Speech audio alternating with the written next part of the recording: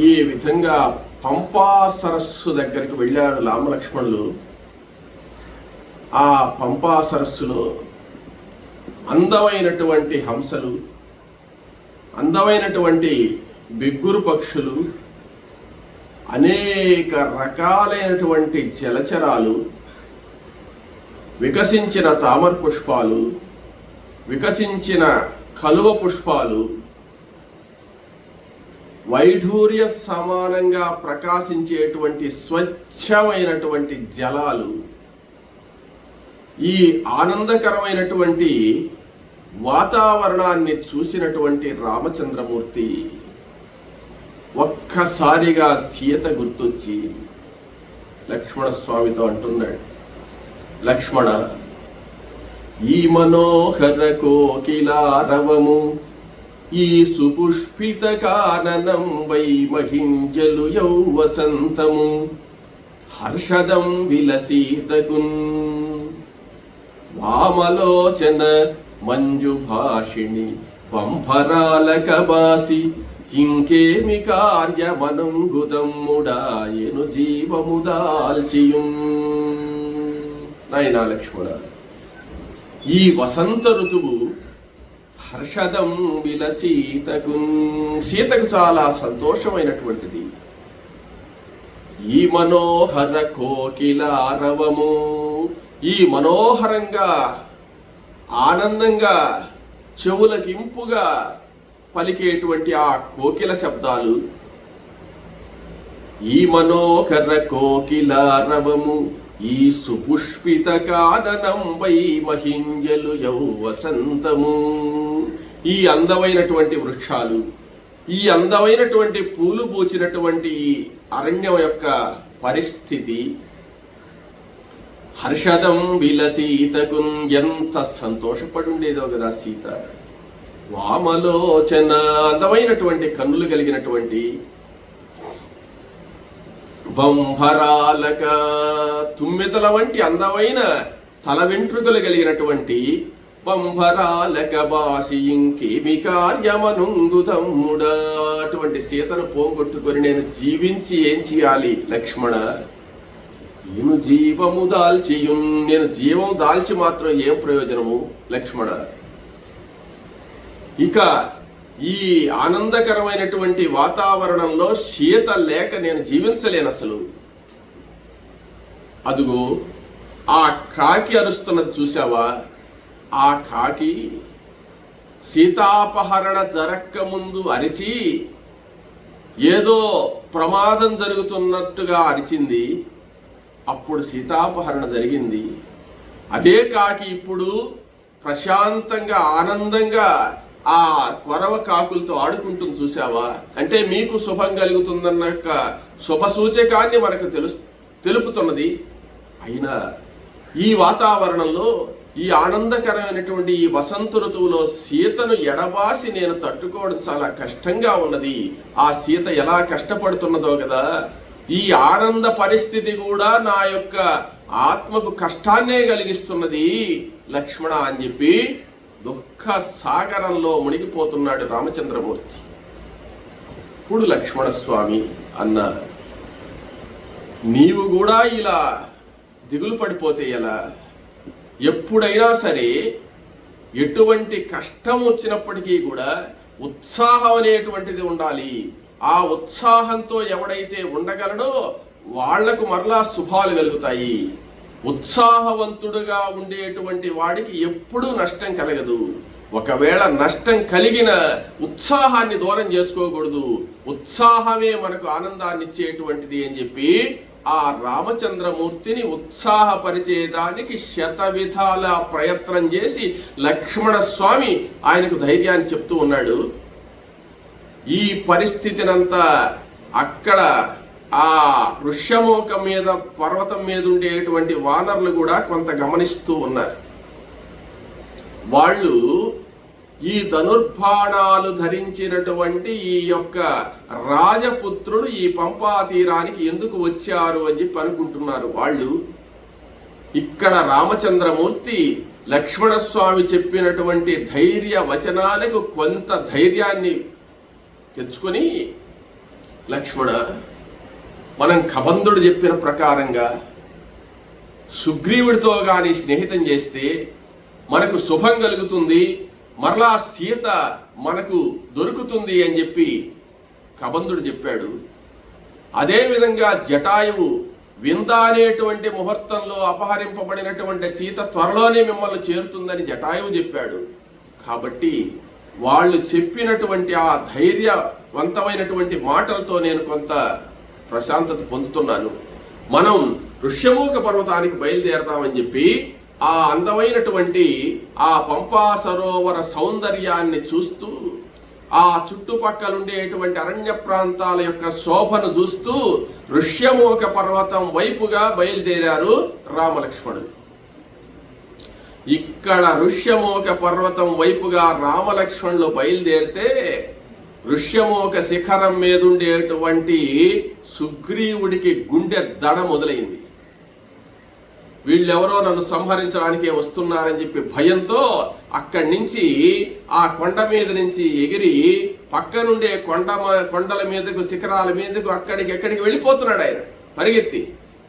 కూడా ఉండేటువంటి యొక్క మంత్రులు కూడా ఆయన కూడా పరిగిస్తున్నారు. ఎందుకు సుగ్రీవా, ఎందుకు అలా భయపడిపోతున్నావని? నాకు చాలా భయంగా ఉంది, నన్ను సంహరించడానికి రామలక్ష్మణులు వచ్చేస్తున్నారని చెప్పి మలై పర్వతం మీదకి వెళ్ళిపోయినాడు. ఆ పక్కనే సమీపంలో మలై పర్వతం అని ఒకటి ఉంది. ఆ మలై పర్వత శిఖరం మీద, అంటే అక్కడ ఉండేటువంటి కొండల్లోనే దగ్గరలో ఉండేటువంటి ఒక కొండ మీదకి చేరి ఆ రామలక్ష్మణులు చూసి భయపడిపోయినాడు అనమాట. అప్పుడు ఆంజనేయ స్వామి మొదలైనటువంటి ఆయన కూడా ఉన్నటువంటి వాళ్ళందరూ చేరి, సుగ్రీవా భయపడవద్దు, అసలు ఈ ఋష్యమూక పర్వతం మీదకు వాలి రాలేడు కదా, వాలి ఇక్కడికి వస్తే మరణిస్తాడని శాపం ఉంది కదా, ఆ వాలి ఇక్కడకు రానటువంటి ప్రాంతం అని కదా ఇక్కడ మనం ఉన్నాము, నీకెందుకు భయము అని చెప్పి అన్నారు అని ఆంజనేయ స్వామి అన్నాడు. అంటే సుగ్రీవుడు అన్నాడు, వాలి రాకపోవచ్చు, వాలి ఇక్కడికి రాలేననేటువంటి విషయం తెలుసు కాబట్టి వేరే వాళ్ళని పంపిస్తున్నాడేమో నన్ను చంపడానికి, వాళ్ళు నన్ను చంపేస్తారేమోనని చెప్పి భయపడ్డాడు. భయపడి ఏం చేయాలో అర్థం కానటువంటి పరిస్థితుల్లో ఆంజనేయ స్వామి ఏం చెప్పాడంటే, వాళ్ళు ఎవరో ముందు తెలుసుకుందాం, వాళ్ళ విషయం తెలుసుకున్న తర్వాత మనం భయపడడమో భయపడకుండా ఉండడమో అప్పుడు ఆలోచించాలి. కానీ వాళ్ళు ఎవరో తెలుసుకోకుండానే మనం ఇలా భయపడితే ఎలాగా అంటే, అప్పుడు సుగ్రీవుడు, అయితే హనుమ, నువ్వు నవవ్యాకరణ పండితుడివి కదా, అన్ని విషయాలు తెలిసినటువంటి వాడివి కదా, నీవు ఆ రాజకుమారుల వద్దకు పోయి వాళ్ళు ఎవరో తెలుసుకొని రావాల్సింది అని హనుమంతుడిని ఆజ్ఞాపించాడు. ఆజ్ఞాపించగానే ఈ సుగ్రీవుని యొక్క భయం పోంగొట్టడానికి, అసలు విషయం ఏందో తెలుసుకోవడానికి ఆంజనేయ స్వామి రామలక్ష్మణుల వద్దకు బయలుదేరాడు. బయలుదేరి సుగ్రీవుడి దగ్గర సెలవు తీసుకుని, మీరు ప్రశాంతంగా ఇక్కడే ఉండండి, ఈ మలై పర్వతం మీదనే ఉండండి అని చెప్పి వచ్చాడు. వచ్చి నేరుగా రామలక్ష్మణులు ఉండే దగ్గరికి వస్తున్నాడు హనుమంతుడు. వచ్చేటప్పుడు ఏం చేశాడంటే భిక్షు రూపాన్ని ధరించాడు. భిక్షు రూపం, ఒక బ్రహ్మచారి రూపాన్ని ధరించాడు అనమాట. ధరించి భిక్షువుగా నేరుగా, అంటే వానర రూపాన్ని వదిలేసి ఒక భిక్షు రూపాన్ని ధరించి రామలక్ష్మణుల దగ్గరికి వచ్చాడు. రామలక్ష్మణుల దగ్గరికి వచ్చిన తర్వాత వీళ్ళు పంపా తీరంలో అలా పోతూ ఉన్నారు. ఎదురుగా ఆంజనేయ స్వామి ఒక బ్రహ్మచారి రూపంలో వచ్చాడనమాట. వచ్చేటప్పటికి ఆయన చూశారు. చూసిన తర్వాత ఆ భిక్షు రూపంలో ఉండేటువంటి హనుమంతుణ్ణి రామలక్ష్మణులు చూశారు. ఇక్కడ ఒక గొప్ప విశేషం మనం తెలుసుకోవాల్సింది ఉంది. ఇప్పటి వరకు హనుమంతునికి రాముడంటే తెలియదు, రాముడికి హనుమంతుడంటే తెలియదు. కానీ ఇక్కడ మారువేషంలో వచ్చాడు. మారువేషంలో వచ్చి రామచంద్రమూర్తి ఎదురుగా, లక్ష్మణస్వామి ఎదురుగా నిలబడ్డాడు, భిక్షు రూపంలో ఉన్నాడు. రాములు వారేం మాట్లాడలేదు, గమ్మునున్నాడు. ఇక్కడ మనం బాగా ఆలోచించాల్సింది, ఆంజనేయ స్వామి అసలు రూపం వదిలేసి భిక్షు రూపం ధరించాడు కదా అని ఒకటి, అసలు రూపాన్ని వదిలేసి మారువేషంలో ఉన్నాడు కాబట్టి రామచంద్రమూర్తి ఆయనతో ఏం మాట్లాడలేదు, లక్ష్మణస్వామి మాట్లాడతాడు. ఇప్పుడు ఆంజనేయ స్వామి అసలు రూపంతో ఉన్నాడా మారు రూపంతో ఉన్నాడా అని ప్రశ్న. ఆంజనేయ స్వామి ఎవరు? సాక్షాత్ శివుడు. శివుడికి ఉండేటువంటి ఒక పేరు ఆది భిక్షువు అని. ఆది భిక్షువు కాబట్టి ఆయన అసలు రూపంలోనే కనపడ్డాడు అనమాట. ఇక్కడ నారాయణుడు, ఆయన శివుడు, ఈయన నారాయణుడు. ఈయన నారాయణుడు నర రూపంలోనే ఉన్నాడు, ఆది భిక్షు రూపంలో ఆయన ఇద్దరు కనపడ్డారు. అక్కడ ఆ శివకేశవులిద్దరి యొక్క దర్శనం జరిగినటువంటి సందర్భం అది. శివకేశవులిద్దరూ కూడా కలుసుకున్నటువంటి సందర్భం. దేవతలు ఆనందపడుతున్నారు, దేవతలు ఆకాశంలో నుంచి చూసి చాలా సంతోషపడుతున్నారు. అంటే శివకేశవులిద్దరూ ఒక దగ్గర చేరారు అని. మనకేమనిపిస్తుందంటే, రాముడికి ఆంజనేయ స్వామి పరిచయం లేదు కదా, ఆంజనేయ స్వామికి రాముడు తెలియదు కదా అని మనం అనుకుంటున్నాం. ఆ ఈశ్వరాంశ సంభూతుడైనటువంటి, ఈశ్వరుడే సాక్షాత్ శివుడైనటువంటి ఆ పరమేశ్వరుడు ఆంజనేయ స్వామి రూపంగా అవతరించున్నాడని చెప్పి మనకు తెలుసు. ఆయన భిక్షు రూపంలో ఇక్కడ కనిపించాడు. సరే, ఆయన చూశారు. భిక్షు అంటే ఒక సన్యాసి రూపం, ఒక బ్రహ్మచారి రూపం, బ్రహ్మచారి వేషాలన్నీ మనం చూసి ఉంటాం. ఆ వేషాల్లో కనపడ్డాడు. అయ్యా మీరెవరు? ఆంజనేయ స్వామి మాట్లాడుతున్నాడు. మీరు చూస్తే చాలా అందంగా కనపడుతున్నారు. మీ శరీర పరిస్థితి, అంగ సౌష్ఠవము చూస్తే రాజులుగా అనిపిస్తున్నారు. వేషం చూస్తే ఋషి పొంగవుల మాదిరి ఉన్నారు. దివ్యమైనటువంటి ధనుర్బాణాలు ధరించున్నారు. దివ్య తేజస్సుతో వెలిగిపోతున్నారు. మీరు ఈ అరణ్యాల్లో ఎందుకు తిరుగుతున్నారు? మీరు ఎవరి కోసం వెతుకుతున్నారు? ఎందుకోసంగా ఈ అరణ్యాల్లో తిరుగుతున్నారు? మీ వృత్తాంతం ఏమిటి అని చెప్పి ఎంతెంతో చెప్పాడు. ఎవరు ఏం మాట్లాడలే. అప్పుడు లక్ష్మణస్వామి మాట్లాడలేదు, రాముడు మాట్లాడలేదు. చాలాసేపు అడిగిన తర్వాత, చెప్పిన తర్వాత రాముడు ఏమీ మాట్లాడలేదు. ఎన్ని చెప్పినా కానీ, ఈయన ఏం అడిగినా కానీ ఆయన సమాధానం చెప్పలేదు. లక్ష్మణుడు కూడా చెప్పలేదు. అప్పుడు ఆయనే చెప్తున్నాడు, మిమ్మల్ని గురించి అడిగానని చెప్పి మీరేమన్నా అనుకుంటున్నారేమో. ముందు నన్ను గురించి చెప్పుకొని తర్వాత మిమ్మల్ని గురించి అడగడం ధర్మము.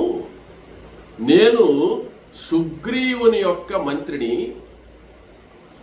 నన్ను హనుమంతుడు అని పిలుస్తారు.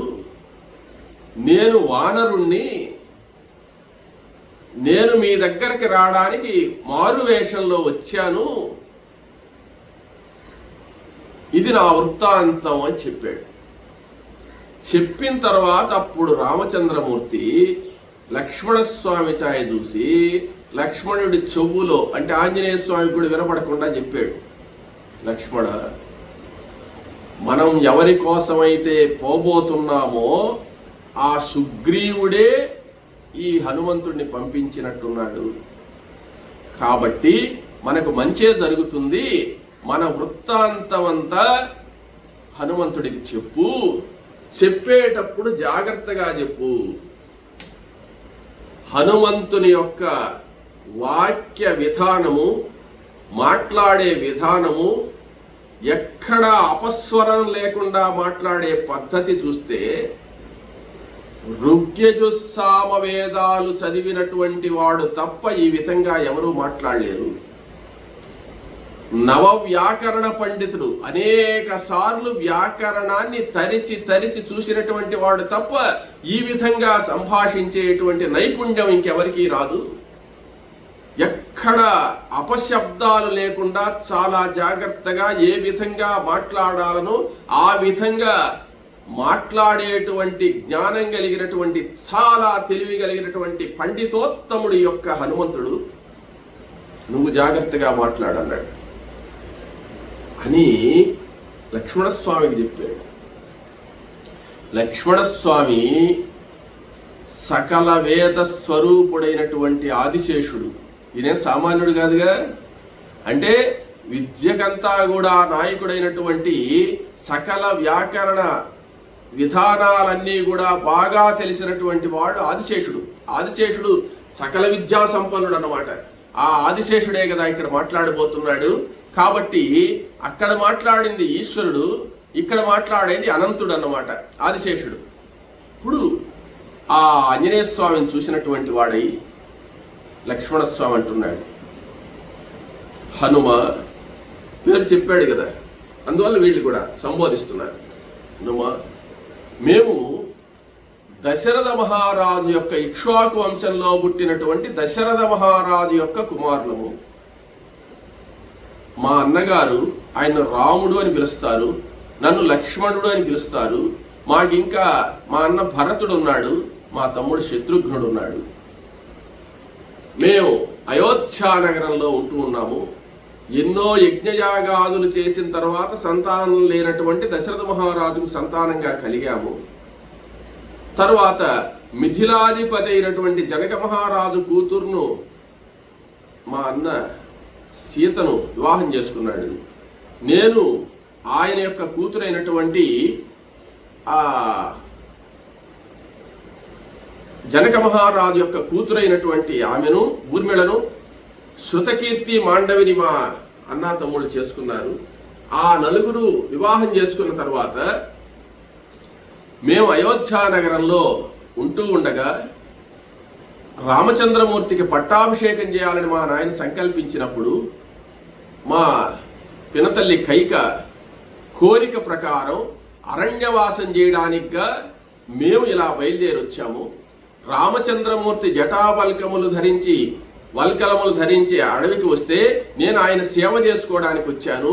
ఆయనతో పాటు మా వదిన సీత కూడా వచ్చింది. అరణ్యవాసం చేసే సందర్భంలో దుర్మార్గుడైనటువంటి ఒక రాక్షసుడు మా వదిన్ను మేము ఆశ్రమంలో లేని సమయంలో అపహరించాడు. సీతాన్వేషణ చేస్తూ మేము ఇలా రాగా కబంధుడు అనేటువంటి ఒక రాక్షసుడు మాకు కనపడ్డాడు. ఆ కబంధుడి యొక్క హస్తాలు మేమిద్దరం నరికిన తర్వాత ఆ కబంధుడు శాప విమోచనము కలిగి దివ్య స్వరూపంతో ప్రకాశిస్తూ మాకు ఏం చెప్పాడంటే, ఋష్యమూక పర్వతం మీద వానర రాజు అయినటువంటి సుగ్రీవుడు ఉన్నాడు. ఆ సుగ్రీవుడితో స్నేహితం చేసుకుంటే ఆయన తప్పకుండా సీతాన్వేషణ చేసి సీతను ఎలాగైనా సరే తీసుకుని వచ్చి మీకు ఒప్పజెప్తాడని చెప్పి సుగ్రీవునితో స్నేహితం చేయమని చెప్పి కబంధుడు చెప్పాడు. ఆ కబంధుడి యొక్క వాక్యం ప్రకారం మేము సుగ్రీవుడి కోసంగా సుగ్రీవునితో స్నేహితం చేయడానికిగా వస్తూ ఉన్నాము అని చెప్పాడు. చెప్పి వృత్తాంతం అంతా చెప్పిన తర్వాత ఆంజనేయ స్వామి చాలా సంతోషపడినటువంటి వాడై, సుగ్రీవుడు కూడా మీతో స్నేహితం చేయడానికే ప్రయత్నిస్తున్నాడు, సుగ్రీవుడే నన్ను ఇక్కడికి పంపించాడు. సుగ్రీవుడు మీరేమన్నా సుగ్రీవుణ్ణి సంహరించడానికి వచ్చిన శత్రువులేమోనని అనుమానపడ్డాడు. కానీ ఆ సుగ్రీవుడి మనస్సులో కూడా మీ వృత్తాంతం చెప్పిన తర్వాత స్నేహం చేసుకోవాలనేటువంటి కోరిక ఉంటుంది. కాబట్టి సుగ్రీవునితో స్నేహితం చేయడం చాలా అవసరము.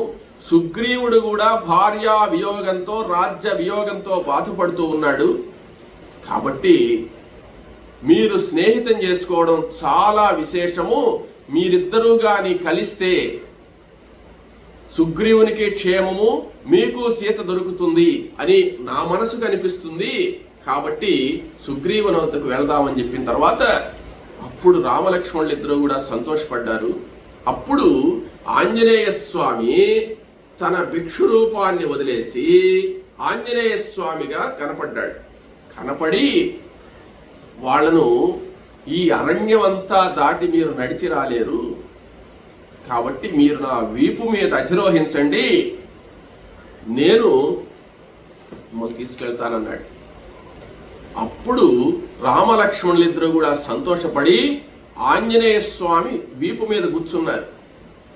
కూర్చుంటే అప్పుడు ఆంజనేయ స్వామి ఆ ఇద్దరిని కూడా ఆకాశ మార్గంలో తీసుకుని వెళ్ళి ఋష్యమూక పర్వతం దగ్గరకు తీసుకుని వెళుతున్నాడు.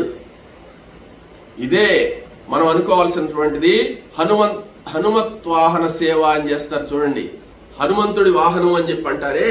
హనుమంతు వాహనం అంటే మొట్టమొదట రామచంద్రమూర్తి పంపా సరస్సు దగ్గర ఆంజనేయ స్వామి మీద ఎక్కాడనమాట.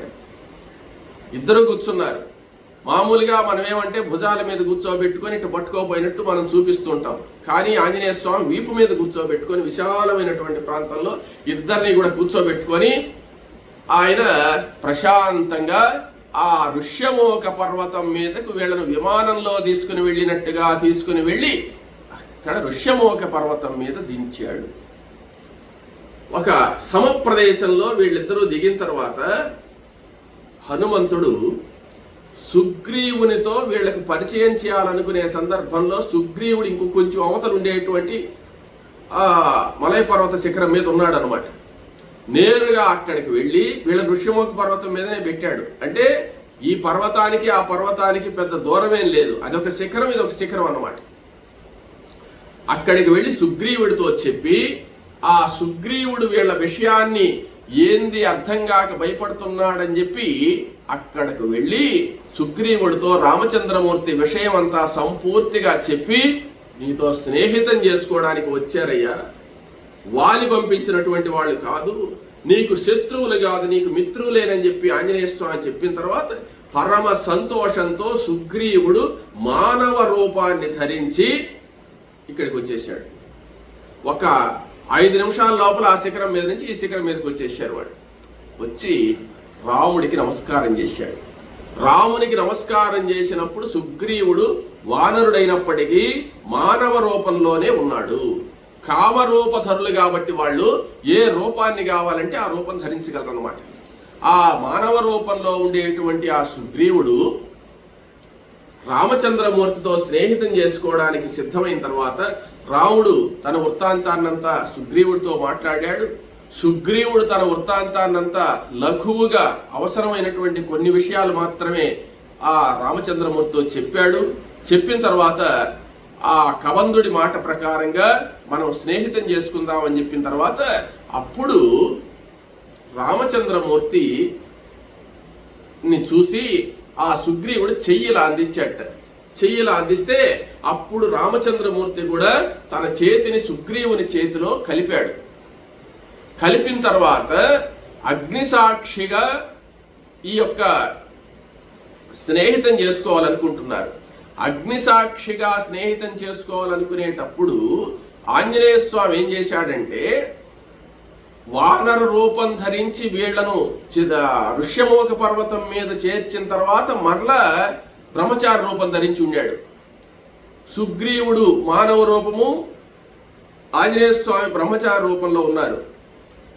తర్వాత ఈ బ్రహ్మచారి రూపాన్ని మళ్ళీ వదిలేశాడు. అంటే 2 సార్లు అన్నమాట, అక్కడ ఒకసారి ఇక్కడ ఒకసారి. ఆ వదిలేసేసి వానర రూపం ధరించి అప్పుడు అగ్నిని మథించాడు.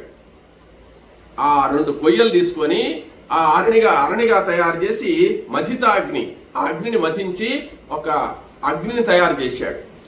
అగ్నిని తయారు చేసిన తర్వాత అగ్ని ప్రజ్వలింపజేసిన తర్వాత అగ్ని సాక్షిగా ఈ సుగ్రీవుడు రామచంద్రమూర్తి స్నేహితం చేసుకున్నారు. స్నేహితం చేసుకుని ఆ అగ్నికి ప్రదక్షిణం చేశారు. ఇద్దరు ప్రదక్షిణం చేసి నమస్కారం చేశారు. నమస్కారం చేసిన తర్వాత అప్పుడు సుగ్రీవుడు చెప్తున్నాడు, రామ, మనం మనస్ఫూర్తిగా అగ్నిసాక్షిగా స్నేహితం చేసుకున్నాము కాబట్టి ఇక నీ కష్టాలు నా కష్టాలు, నీ సుఖాలు నా సుఖాలు, నా కష్టమే నీ కష్టం, నా సుఖమే నీ సుఖం, అభేద భావంతో మనం ఇంకా సంచరించాలి అని సుగ్రీవుడు చెప్పిన తర్వాత రామచంద్రమూర్తి కూడా సంతోషపడ్డాడు. సంతోషపడి ఆ ఆంజనేయ స్వామితో అన్నాడు, మాట్లాడుతున్నాడు, ఆంజనేయ, నేను సుగ్రీవుణ్ణి శరణు వేడాను. సుగ్రీవుడి యొక్క అండ లేకపోతే నా సీత నాకు లభించదు. కాబట్టి సుగ్రీవుడు నాకు సహాయకుడిగా కావాలి అని కబంధుడు చెప్పిన తర్వాత నేను వచ్చి సుగ్రీవుడిని స్నేహితుడిగా చేసుకున్నాను, కాబట్టి ఇక సుగ్రీవుడికి ఏ కష్టం వచ్చినా గాని నా కష్టంగా భావిస్తాను అని చెప్పాడు. ఇప్పుడు ఆంజనేయ స్వామి అన్నాడు, రామచంద్రమూర్తి విషయం అంతా తెలుసు కాబట్టి అందరికీ అభయం ఇచ్చేటువంటి వాడివి, అందరికీ ఆనందకరమైనటువంటి సుఖాన్ని ఇచ్చేటువంటి వాడివి, సకల సామ్రాజ్యాన్ని పరిపాలించేటువంటి వాడివి, అందరూ నిన్ను శరణు వేడుతుంటే నువ్వు సుగ్రీవుణ్ణి శరణు వేడుతున్నావా స్వామి అని చెప్పి, ఎంత అదృష్టవంతుడు మా యొక్క సుగ్రీవుడు, అంత ఆప్యాయత, అంత ప్రేమ, అంత ఇష్టం చూపించినటువంటి నీ స్నేహితాన్ని పొందినటువంటి మా సుగ్రీవుడు, మా రాజు ఎంత అదృష్టవంతుడో కదా అని ఆంజనేయ స్వామి కూడా అన్నాడు. తరువాత సుగ్రీవుడు తాను రామచంద్రమూర్తికి ప్రాణ స్నేహితుడు అయినాడు. ఆ రామచంద్రమూర్తి సుగ్రీవుడి వద్దకు వెళ్ళి సీత గుర్తొచ్చింది. సీత గుర్తొచ్చిన తర్వాత, సుగ్రీవ, నా సీతను అన్వేషించాలి, నా సీత లేకపోతే నేను ఉండలేను అని చెప్పి పెద్దగా దుఃఖిస్తూ సుగ్రీవుని గట్టిగా కౌగిలించుకున్నట్ట రామచంద్రమూర్తి. ఇప్పుడు సుగ్రీవుడు ఎన్నో విధాల రామచంద్రమూర్తిని ఓదార్చి, రామ, పాతాళ లోకంలో ఉన్నా సరే, ఈ భూమండలంలో ఎక్కడ ఉన్నా సరే సీతను అన్వేషించి తీసుకుని వచ్చి నీకు సమర్పిస్తాను, ఇది నా ప్రతిజ్ఞ. ఎన్ని ఇబ్బందులు వచ్చినా, ఏ రాక్షసుడు తీసుకుని వెళ్ళున్నా సరే సీతను నీకు ఒప్పజెప్పి తీసుకొచ్చేటువంటి బాధ్యత నాది అని చెప్పి రామచంద్రమూర్తి దగ్గర ప్రతిజ్ఞ చేశాడు సుగ్రీవుడు. రామచంద్రమూర్తి కూడా ఆనందపడ్డాడు. ఆనందపడ్డ తర్వాత రామచంద్రమూర్తి చెప్తున్నాడు, సుగ్రీవ, నీవు భార్యను పోగొట్టుకోనున్నావు, రాజ్యాన్ని పోగొట్టుకున్నావు, నీ బాధ నాకు తెలుసు. నేను ఎలాగైనా సరే వారిని సంహరించి నీ రాజ్యాన్ని, నీ భార్యను నీకు అప్పజెప్పేటువంటి బాధ్యత నాది అని చెప్పి రామచంద్రమూర్తి కూడా ప్రతిజ్ఞ చేశాట. ఈ విధంగా ఒకరికొకరు ప్రతిజ్ఞలు చేసుకున్నారు.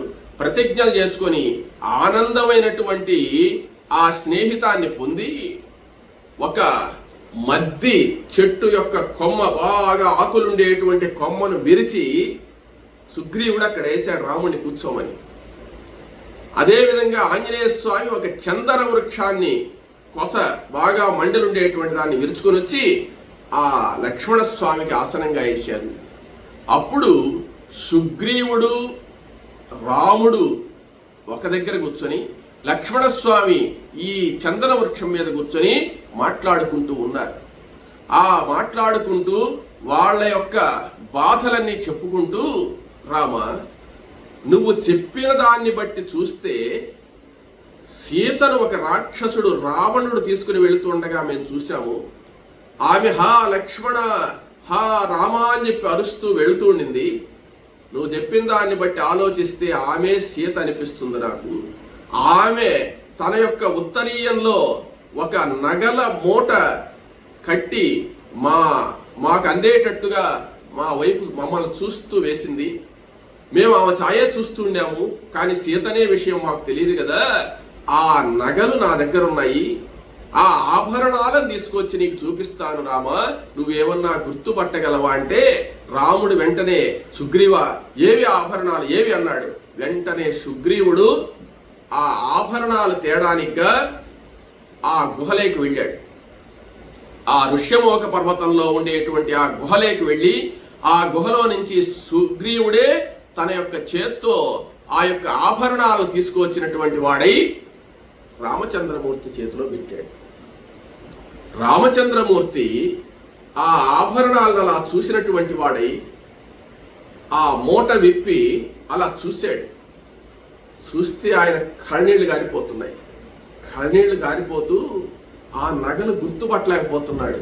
అంటే ఆ నగలన్నీ చూశాడు, సీత నగలే, కానీ కళ్ళలో నీళ్లు వచ్చేసాయి. మంచు గమ్మినట్టుగా కమ్మిపోయినందువల్ల ఆ నగలన్నింటినీ కూడా లక్ష్మణస్వామికి చూపించి, లక్ష్మణ, నీవు గుర్తుపట్టగలవా నాయన ఈ నగలంటే? అప్పుడు లక్ష్మణస్వామి చెప్పాడు, నా హంజాదామి కేయూరే నాహం జానామి కుండలే నూపురే త్వభిజానామి నిత్యం పాదాభివందనాత్ అన్నారు. నేను ఆమె యొక్క కేయూరములు గుర్తుపట్టలేను, ఆమె యొక్క కుండలాలు నేను ఎప్పుడూ చూడలేదు, చూసినంత పరీక్షగా చూడలేదు. నూపురేత్వభిజానామి, ఆమె కాళ్లకుండే అందెలు మాత్రం గుర్తుపట్టగలను. ఎందువల్లంటే నిత్యం పాదాభివందనాతు, ఆ తల్లికి నేను ప్రతిరోజు పాదాభివందనం చేస్తాను కాబట్టి ఆ నూపురాలు మాత్రం గుర్తుపట్టగలను, ఆమె సీతవేనని చెప్పి అన్నట్టు. ఇప్పుడు రామచంద్రమూర్తి పెద్దగా దుఃఖిస్తూ ఆ ఆభరణాలన్నీ చూసి సీతను గుర్తు తెచ్చుకొని ఏడుస్తూ, ఆ సుగ్రీవ వెంటనే బయలుదేరదంప, ఎక్కడ రావణుడు ఎక్కడున్నాడో చెప్పు, వెంటనే పోయి వాడిని సంహరిస్తాను అని చెప్పి అన్నాడు. ఎక్కడున్నాడో నీకు తెలుసు కదా, వాడు ఎక్కడుంటాడు, వాడి పరాక్రమం ఎంత, వాడి యొక్క బల పరాక్రమాలు ఏమిటి అని సుగ్రీవుడిని అడిగితే అప్పుడు సుగ్రీవుడు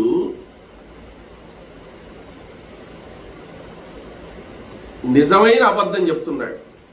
ఏమంటే, రామ, నువ్వు ఆవేశంలో ఉన్నావు, ఆ రావణుడు ఎక్కడుంటాడో నాకు తెలియదు, వాడి పరాక్రమం ఎంతో తెలియదు, వాడి విషయం పూర్తిగా నాకైతే అవగాహన లేదు, కొంచెం ఓపిక పట్టు, నేను అన్ని విషయాలు తెలుసుకొని సీతను ఎలాగైనా తీసుకువస్తాను అన్నాడు. ఎందుకని చెప్పాడు అలా? సుగ్రీవుడికి తెలుసు, కానీ ఇప్పుడు తొందరపాటు పడి చెప్తే ఇప్పుడే బయలుదేరతాడు రాముడు యుద్ధానికి. రాముడు యుద్ధానికి బయలుదేరితే సుగ్రీవుడు పోలేడు, సుగ్రీవుడికి రాజ్యం లేదు, బయటకు వస్తే వాళ్ళు చంపేస్తాడు. వాలి దెబ్బకు ఎక్కడికి పోలేక ఋష్యముఖంలో ఉన్నాడు ఈయన. కాబట్టి కొంత ఓపిక పట్టు, నాకు తెలియదు, నేను విచారిస్తానని చెప్పాడు. అప్పుడు రామచంద్రం, నీకెందుకు, నువ్వు బాధపడద్దు, ఎలాగైనా నేను సీతను తీసుకొని వస్తాను కదా అని ధైర్యం చెప్పిన తర్వాత రామచంద్రమూర్తి కొంచెం స్థిమితపడ్డాడు. ఆయన అలా ఓదార్చి, సుగ్రీవుడు ఇక జరగబోయేటువంటి కార్యక్రమాలన్నీ కూడా రామచంద్రమూర్తికి విశదంగా చెప్పాలి అని ఆ రామలక్ష్మణులను ఓదార్చి ఆ సుగ్రీవుడు మిగిలిన విషయాలు మాట్లాడడానికి ప్రయత్నిస్తూ ఉన్నాడు. తర్వాత తెలుసుకుందాం.